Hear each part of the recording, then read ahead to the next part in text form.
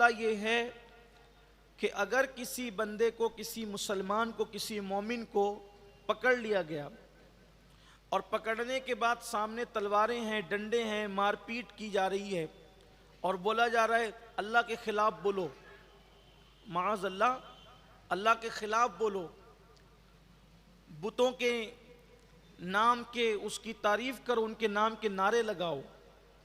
تو اب یہاں پر شریعت یہ کہتی ہے کہ رخصت یہ ہے، راہ رخصت یہ ہے کہ اگر جان بچانے کے لیے کلمہ کفریہ زبان سے کہہ دیا اور اس کا دل ایمان پر مطمئن ہے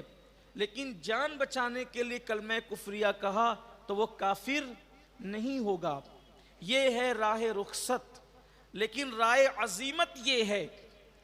کہ وہ بندہ مر جائے مگر کلمہ کفریہ زبان سے نہ نکالے، یہ ہے۔ مگر جس نے رخصت پر عمل کیا وہ بھی مجرم نہیں ہے، کیونکہ شریعت نے اس کو رخصت دی ہے۔ تو جب جان بچانے کے لیے کہ جب کہ اس کا دل ایمان پر مطمئن ہو، جیسے مثال کے طور پر بہت واضح طور پر آپ کو یہ بات سمجھ میں آئے گی،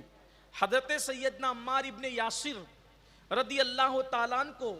جب مکے کے کافروں نے خوب مارا پیٹا اور ان سے کلمہ کفریہ کہلوایا گیا تو حضرت عمار رضی اللہ تعالیٰ عنہ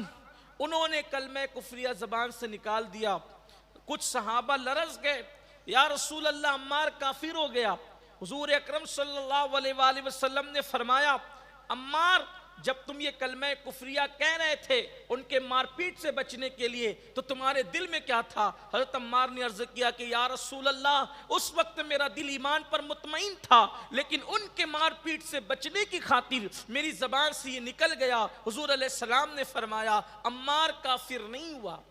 آقا کریم صلی اللہ علیہ وسلم نے فرمایا تو جان بچانے کے لیے اگر کسی پر ظلم ہو رہا ہے، تشدد ہو رہا ہے تو رخصت دی ہے، لیکن راہ عزیمت یہ ہے، عزیمت کی راہ یہ ہے۔ جیسے حضرت عمار نے رخصت پر عمل کیا لیکن حضرت بلال نے عزیمت پر عمل کیا کہ بلال رضی اللہ تعالیٰ عنہ چابک پر چابک کھاتے رہے لیکن احد